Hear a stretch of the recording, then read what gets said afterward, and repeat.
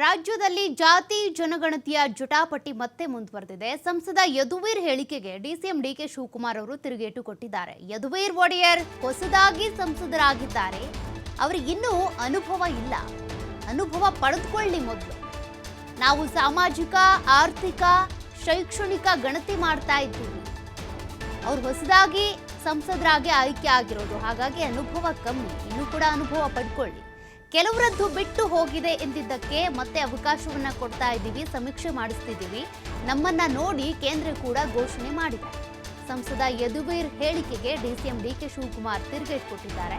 ಜಾತಿ ಗಣತಿ ಮಾಡುವ ಯೋಗ್ಯತೆ ಇಲ್ಲ ಅಂತೇಳಿ ಯದುವೀರ್ ಹೇಳಿಕೆ ಕೊಟ್ಟಿದ್ದಾರೆ. ಆ ಹೇಳಿಕೆಗೆ ಡಿಸಿಎಂ ಡಿಕೆ ಶಿವಕುಮಾರ್ ಅವರು ತಿರುಗೇಟು ಕೊಟ್ಟಿರೋದು. ಒಂದು ದೊಡ್ಡ ತಮಾಷೆ ನಡೆದಿದೆ. ಕಳೆದ 10 ವರ್ಷದಲ್ಲಿ ಯಾವುದೇ ರೀತಿಯ ಒಂದು ತೃಪ್ತಿ ಸಿಕ್ಕಿಲ್ಲ. ಯಾವ ಒಂದು ವರ್ಗಕ್ಕೂ ಕೂಡ ತೃಪ್ತಿ ಸಿಕ್ಕಿಲ್ಲ. ಈ ಜಾತಿ ಗಣತಿ ಪ್ರಕ್ರಿಯೆಯಲ್ಲಿ 10 ವರ್ಷ 165 ಕೋಟಿಯನ್ನು ವೆಚ್ಚದ ಒಂದು ಸಮಾವೇಶ, ಈ ಸರ್ವೆಯನ್ನು ನಡೆಸಿ ನಂತರ ಅದನ್ನು ಬಹಿರಂಗ ಮಾಡಿಲ್ಲ. ತೆರಿಗೆ ಕಟ್ಟೋರಿಗೂ ಕೂಡ ಒಂದು ಹಕ್ಕಿದೆ. ನೀವು ತೆರಿಗೆ ಹಣವನ್ನು ಬಳಸಿ ಒಂದು ಸರ್ವೆಯನ್ನು ಮಾಡಿದ್ದೀರಾ, ಅದನ್ನ ಬಹಿರಂಗ ಮಾಡದೇನೆ ಆ ಕಾಂತರಾಜು ವರದಿ ನಮ್ಗೆ ಸಿಕ್ಕೇ ಇಲ್ಲ ಅಂತ ಹೇಳಿ ಇನ್ನೊಂದು ವರದಿ ಅಂದಾಜು ಮೇಲೆ ಮಾಡಿ ನಂತರ ಅದನ್ನ ನಿಮ್ಮ ಕೇಂದ್ರದ ವರಿಷ್ಠರು ತಿರಸ್ಕಾರ ಮಾಡಿ ಅದನ್ನ ಕಸದ ಪುಟ್ಟಿಗೆ ಹಾಕಿದ್ದೀರಾ.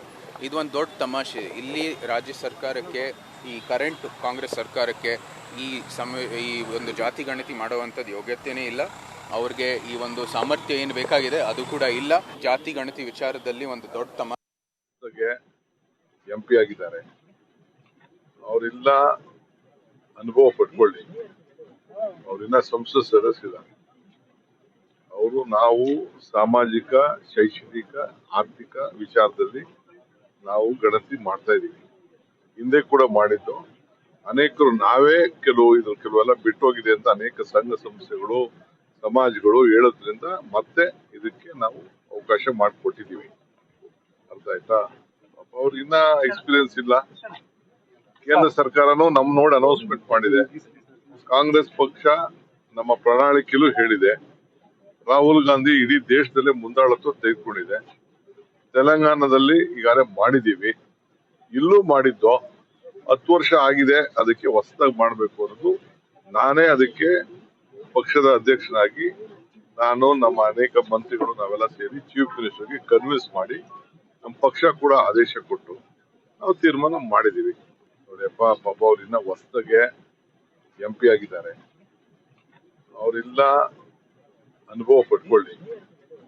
ಅವ್ರಿನ್ನ ಸಂಸತ್ ಸದಸ್ಯರ ಅವರು ನಾವು ಸಾಮಾಜಿಕ, ಶೈಕ್ಷಣಿಕ, ಆರ್ಥಿಕ ವಿಚಾರದಲ್ಲಿ ನಾವು ಗಣತಿ ಮಾಡ್ತಾ ಇದೀವಿ. ಹಿಂದೆ ಕೂಡ